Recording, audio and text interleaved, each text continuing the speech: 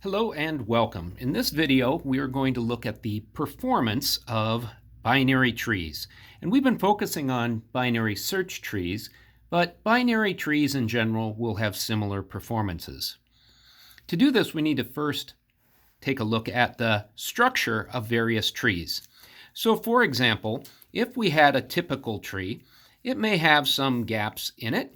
And so if we take a look at this typical tree, you see that it's relatively balanced, but in this particular case, it's leaning towards the right. So we have more elements over to the right.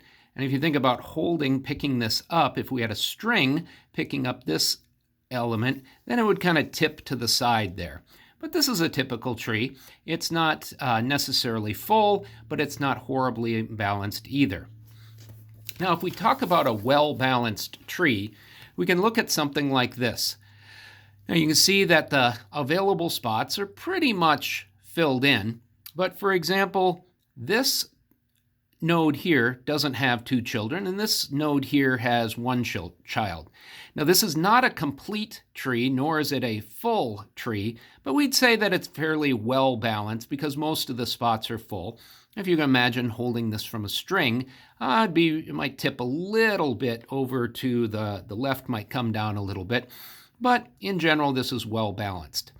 Now we would consider a tree fully balanced if it were a complete tree, and it's mostly balanced if it were a full tree. In this case, if we wanted to have a full tree, then if we had two nodes here, then this would be a full tree. It's full because it's filled up in raster order from left to right in the lowest level. And in this case, it's full, but it's not complete. It's not perfect. And were we to add a node here, then we would have a perfect tree. But the way we started then, it was very well balanced. Now the worst case is when we have a tree that is completely unbalanced. So in this case, each of the different nodes only has one child. So if in the tree we have nodes with just one child, then we kind of call this a linear tree. It can also be called a stick tree.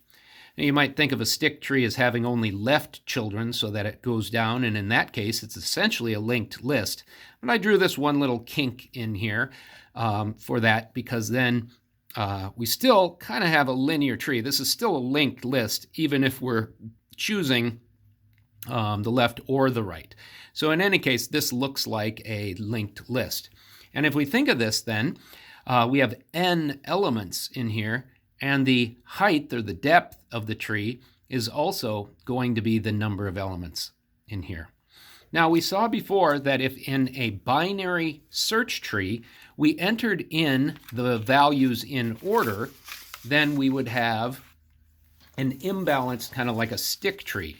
So imagine in a binary search tree, if we added in order, so I won't draw each of the adds, but let's say we add 1, then we add 2, then we add 3, then we add 4, then we add 5. What's this going to look like? Well, when we create it, we're going to add 1, so it goes as the root. We're going to add 2, has to go over to the right-hand side because it's greater. Then we add 3, and we go over. And then we add 4, and it goes over. Then we add 5. So then this is a true stick tree leaning to the right. But here you can see the height/depth of the tree is going to be the number of nodes. Now let's follow it. Depth and height, they're almost the same. Depth starts at 0. Depth starts at 0. So when we say that what is the depth of a particular node, the depth of the node here depth is equal to 0. The node 2 has a depth equal to 1. Node 3 has a depth equal to 2. So we're starting with 0. But if we consider the overall height of the tree, so depth refers to nodes. And here we talk about the height of the tree. And in that case, the height of the tree would equal 5. So depth is the depth of the nodes, and then height is the overall number of levels in the tree. All right, so you can see that if we add things in order, then we get an imbalanced tree, we get a stick tree, but that is a pattern that's relatively easy to see. That's an ordered pattern. But let's consider the case where we have a tree that's like this. So this is a tree with a bunch of elbows in it, and even though it's got a lot of kinks in it, it's essentially a linked list where the height of the tree is the same as the number of elements. So how could we get a tree like this if we were adding? Well, let's take a look at this. If we were to add this pattern, if we're at so I can get both of those in here, just barely. If we add a 10, then we add a 5. So we add a 10, then we add a 5. Next, we add a 9. So then the 9 would go down here. We add a 6, we add an 8, we have a 7. So this sequence here of adding would, I'm going to try to move this up. So if we had this sequence here, if we had that sequence, that would result in the tree ahead. So we don't want to add numbers 10, then 5, then 8, 9, then 6, 8, then 7. You might not see the pattern here, but this would result in a stick tree. And so we don't want to have any sequence of additions that are in a particular order, if they have some sort of pattern. Well, what is the pattern? Well, imagine that I added this pattern here. This would result in a stick tree, but it would be an elbowed stick tree. And now I think it's easier to see the pattern. Let's say we add 10, then we add 1. We add 9, then we add 2. 8, then 3. This would result in an elbow tree as well. And what you can see, there is an order to this. You see the pattern? So it's 1. If we look at every other number is 10, 9, 8, 7, 6. And then the odd numbers would be 1, 2, 3, 4, 5. So if we add anything that has a particular pattern, we can get an unbalanced tree. So in this case, this is a stick tree. It's essentially just a linked list. And if we add the numbers 1, 2, 3, 4, 5, we also get a stick tree. Now, why is this important? Well, if we take a look at these different trees that we've seen before, we're going to have these two extremes. The linear is one extreme, and then the well-balanced tree is another extreme. So if we take a look at the linear stick tree here, what is the height? If n is the number of elements, and height is the height of the tree, here the height is equal to n. Height is equal to n. Now, for a complete tree, let's talk about a perfect tree. In a perfect tree, well, the first level, this first depth, the depth 0 has 1, then we have 2, then we have 4, then we have 8. In this case, if the number of elements is n, then the height of the tree for a perfect tree is equal to log base 2 of n. In this case, because each time we go down a level, we have twice as many spots to fill. And if you count that, so let's say that there's a perfect tree of just 1, then it's going to be, we got to add 1, so this is h minus 1.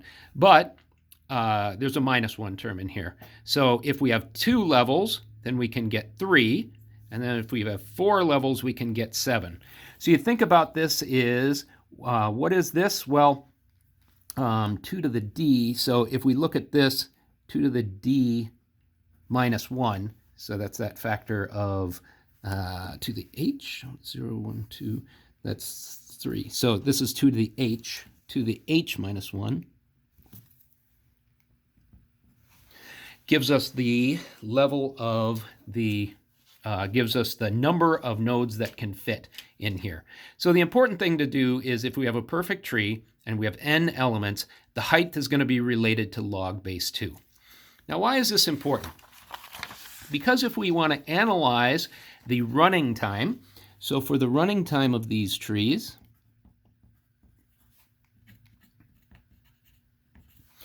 now let's take a look at insert. Insert, okay? We always have the best,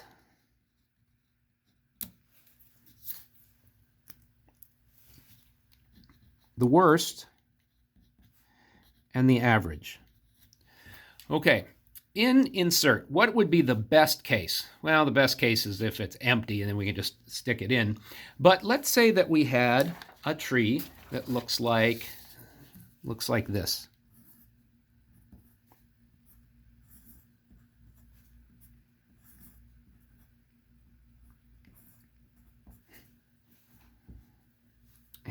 And